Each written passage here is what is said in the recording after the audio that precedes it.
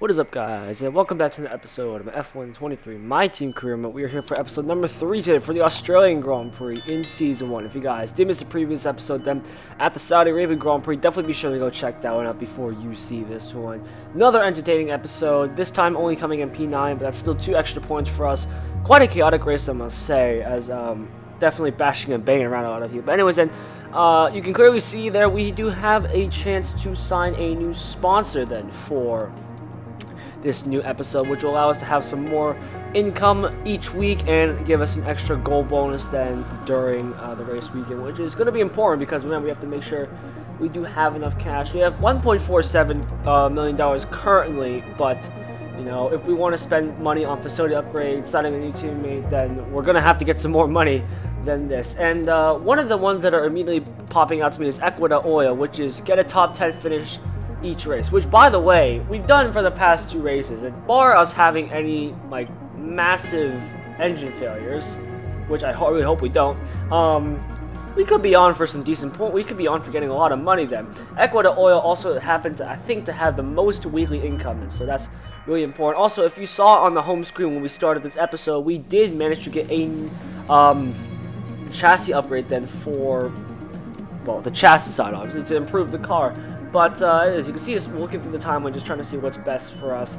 I think that chassis was, I think, also potentially a minor upgrade. I'm not 100% sure. Anyways, looking at the upgrades at the moment, 1.3k resource points currently in at our disposal at the moment. There is a minor weight redistribution one that we could put on in time for the Azerbaijan Grand Prix. Both chassis upgrades will come just after the Australian Grand Prix. So we're going to put the tire wear on because we know that's going to be important for Azerbaijan. Of course, we have to hope it comes in. The gearbox has a 40% discount. We might consider spending on that, considering, again, we just want to make sure we don't have any massive failures. We do have a lot of upgrades then coming in for this race here. Can we get the powertrain one? Well, apparently that is a no. We're going to wait till the next day to make sure we get some more resource points then. Unfortunately, that's also going to be coming then in time for the Azerbaijan Grand Prix. So not ideal, but that does guarantee we'll have 2 upgrades, 2 performance upgrades, I should say, that are going to come in time. But we do manage, though, to get the aerodynamic upgrade, which is absolutely crucial for us. I think that was also a minor upgrade as well, which now unlocks another rear wing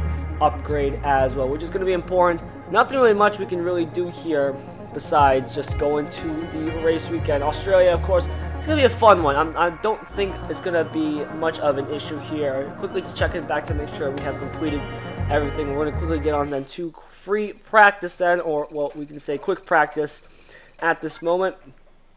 Trying to get through all the practice programs as quickly as we possibly can here. Like I said, Australia should be a fun race here. I don't think we'll have insanely great pace. Remember last year we pretty much retired after like the first 5 laps because we had so much damage, and I just really did not think that we would be very competitive. I mean, when you have a very damaged car, I'm not surprised.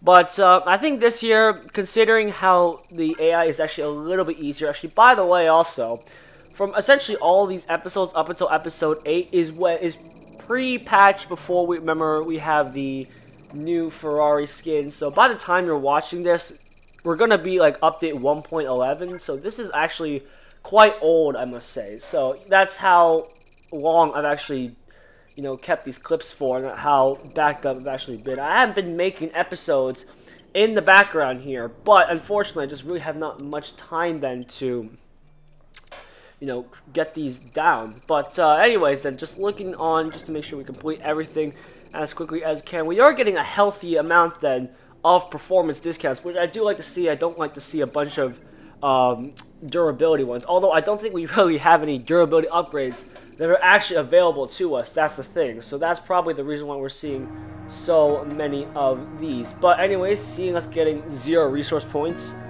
once again, great job by all of us. But yeah, I think that's going to be it then for free practice. Don't think anything else really happened there. Just making sure we get all the discounts. We actually do have a very healthy amount of discounts on certain upgrades here.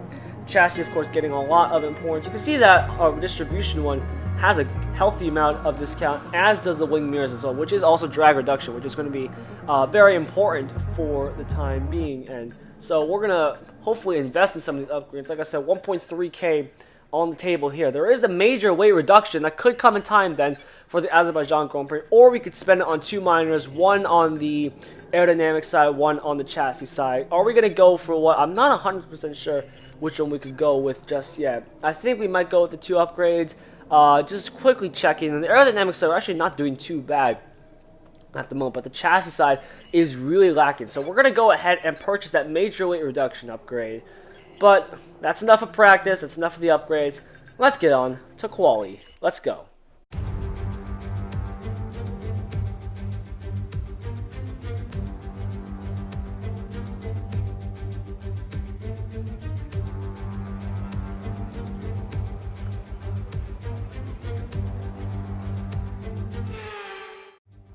Alrighty then, here we are for qualifying then for the Australian Grand Prix. Loading up a quick setup just to make sure we are ready to go. Draining out all the fuel to make the car as light as possible here. You can clearly see us in the garage there. There are a couple teams getting ready to go. As you can see, one of the Ferraris is already out there. That is Carlos Sainz. So we're gonna see how the pace is relative to these guys. Hopefully we'll be having some decent pace then around this circuit here as we get ready to start our first lap then. Quickly just getting on the track. We did of course choose the flying lap option here, just making sure the tires are ready to go. The battery is also ready. As you'll remember, we are using fresh air components then for this race, and like I said, hopefully they won't fail. But we're going to start the lap then out of the final corner then. DRS wide open as we make our way down towards turn 1 and turn 2. Starting the lap now, and we are underway into turns 1 and 2, down to 4th gear. Completely missed that apex by about 7,000 feet here. And as we make our way towards turn 3, that section is so much easier. I mean, just all of the tracks in general, of course, are a heck of a lot easier in this game compared to F1 22, but specifically Australia as well. There are so many sections in this track where you simply cannot go flat out. And like now in this game, you can look at that turn, for example. Yes, we went a little bit wide there. We didn't take the greatest line through that section, but you could literally now take that flat out in F123. In F122, I could not take that flat out to save my life. Of course, we have the extremely fast Sector 2 here. If we make our way then towards the very, very fast chicane here, 2 green sectors, of course, not surprised here. Don't want to actually ride that inside curve too much because that'll actually bottom out the car ever so slightly. I've actually had a bit of problems with that during this qualifying session. I wasn't actually so sure. I kept riding it because I thought I was just hitting it wrong, but if you cut it anymore, you're going to get a warning for corner cut and a potential, invalidation of your lap time. So we're going to have to be careful about that when come race time. Then sliding away out of these final couple of corners, trying to get on the power as early as you can, but the rear tires are absolutely screaming right now. Across the line, where is this going to put us? It's actually going to put us P4. We are behind Gasly, though, but we are somehow ahead of Alonso and Zhou. So interesting scenes here. As we go back to the garage, we can see Tsunoda is all the way up there in 4th. Again, some guys are still yet to set some lap times, such as Verstappen, Leclerc, Norris, Hamilton, stuff like that. Iwasa, I think he is starting his flying lap right now, so we'll see where he ends up in the moment. As the times start to pump in here, we are all the way down in P11. Iwasa is not that far off. He's in P17, and so he does have the potential to make it out of Q1 and into Q2 here. Regarding us, I do think we might have to go out again simply because there are going to be people who are going to be going faster. One of them is obviously Lance Stroll, as Alonso just goes fifth fastest there. So excuse me for that terrible one. As we quickly jump then into this next part here. We're going to ignore the fact that was a massive jump cut here as we make our way into turns 1 and 2, taking a much cleaner line than through that through that sequence of corners there, and we make our way into turn 3, then taking a much cleaner line through here. This second lap is going to be a big improvement because there are definitely a lot of areas where we were simply lacking in just in terms of pure speed and pace here. As we make our way then through the next sequence of corners, another green first sector here, 3.5 tenths up on our current time, and the car is feeling on rails at the moment here, so let's hope we just complete this lap as quickly as we can. Then DRS wide open as we make our way towards the fast chicane then for the next time. Leclerc, he's down to P11, and then Albon is behind us, he's in P13. I don't think Albon has completed his lap just yet as we go, well, probably 7 miles wide of that turn, but we still managed to somehow keep it on the road, and we can keep going into the very, very fast right hand. It's actually not that fast, but you can go very deep into that corner, so you definitely have to be brave on the brakes as we have a massive snap of oversteer there. We get front wing damage in the process there as we got a bit too greedy on the power. They're just trying to get on the power, but the car steered out wide. So we're going to go back to the garage, even though we're literally right there at the pits. I was just way too impatient to actually get this thing going. Yep, front wing damage here. Where are we going to end up then in terms of this qualifying order? I don't think we made it into Q2, unfortunately, here, which is not going to be ideal. We go down the order, and we are P17 by the slimmest of margins. Literally just under 7/10 away then from getting into Q2 by, of course, Lance Stroll. I mean, what do you expect? It was close, but the time is now come to go to the race. Welcome to Albert Park for the Australian Grand Prix. For many years, it was the season opener, but in recent times, it fell victim to the pandemic reshuffling. I'm happy to say it is now back at the heart of the F1 calendar. We first raced here in Albert Park back in 1996. It's 3.2 miles, 14 turns now instead of the original 16, part of a larger redevelopment to encourage overtaking. The drivers enjoyed it in 2022. It retains the landmarks, the bumps, the challenge, but there's more opportunity to attack with those 5 corners to the left and the 9 to the right. Off the back of a fantastic qualifying session, it's time to see how our starting grid looks like for today's race. Fantastic effort from Charles Leclerc yesterday, and it's put him on pole. And Max Verstappen lines up alongside. Looking at the rest of today's grid, we have Sainz, Perez, Hamilton, Russell, Fernando Alonso, Norris, Stroll, Gasly, Ocon, Tsunoda, Bottas, Zhou, Oscar Piastri, Hülkenberg, Gallagher, Magnussen, Albon, Iwasa, De Vries, and Logan Sargent. It's almost time for those 5 red lights to go out then. Let's see who can prevail today. And it is great to be joined once again in the commentary box by Natalie Pinkham. Nat, how has the sport changed in your time working in it? Now let's talk about Charles Leclerc. What a quality performance. The big question, though, is how does that translate on race day? Can they hold on to that lead? So we're in for an exciting start, I'm sure, and then they'll all settle down a bit, try and find a rhythm as they plan the next phase of the Grand Prix. It's important to know when to push and when to hold back so as not to overcook those tyres early on. Alright, we have our work cut out then for this race then. It is time. We are in P17 at the moment. Hülkenberg is just ahead of us then on soft, Piastri on mediums, and Magnussen and Albon also on mediums. It's going to be a one-stop race, and from the mediums to the hards, and there was a slight possibility we could do a medium soft strategy, so if we do that in the case of the safety car, then we might try that out. But for now, we're going to be settling then with a simple medium to hard strategy. Hülkenberg, though, like I said, he is on the soft compounded tires as well, so we're going to see how quickly he can get off the line. And as we go then to 5 red lights for the Australian Grand Prix, round number 3 of the series. Lights out and away we go then, and it's a decent surface against Hülkenberg there and Piastri. Piastri moves over to the right hand side to cover off Hülkenberg as we make our way towards turn 1 on the outside. This is probably the preferred line because we don't want to get pinched too much on the inside here. We do get past Piastri. Now we're tucked up behind the Alfa Romeo of Zhou Guanyu. The AI straight line speed coming to huge clutches. We go straight down the inside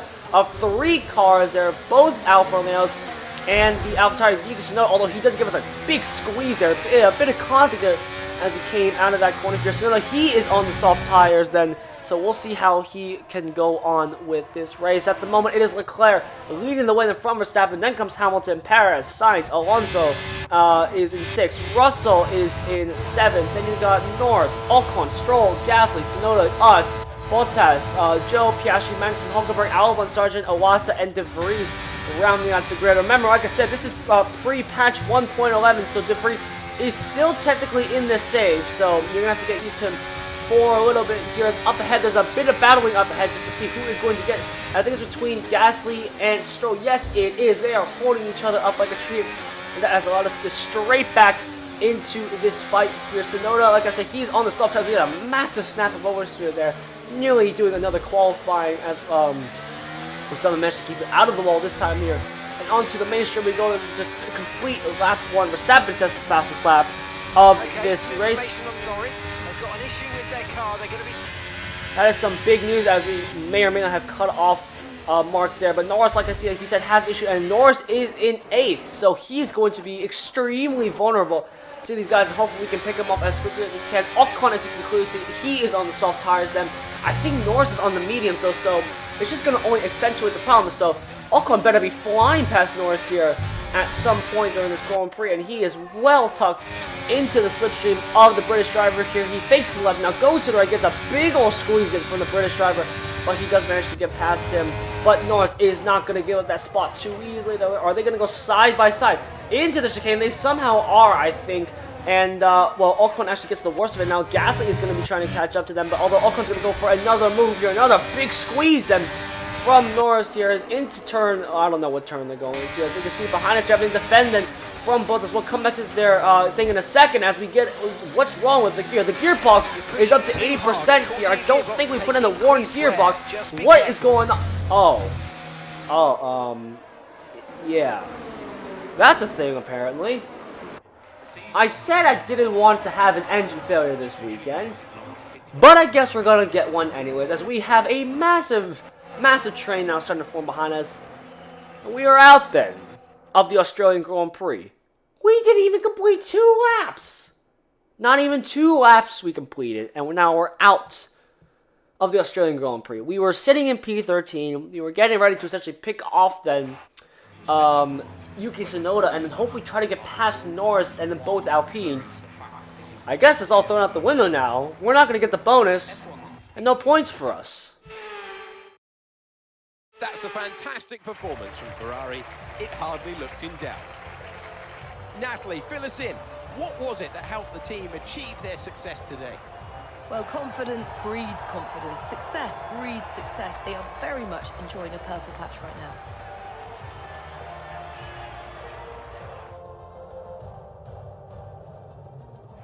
Ferrari are at it again. An excellent performance at today's Grand Prix. And they're certainly a team that know what they're doing out there.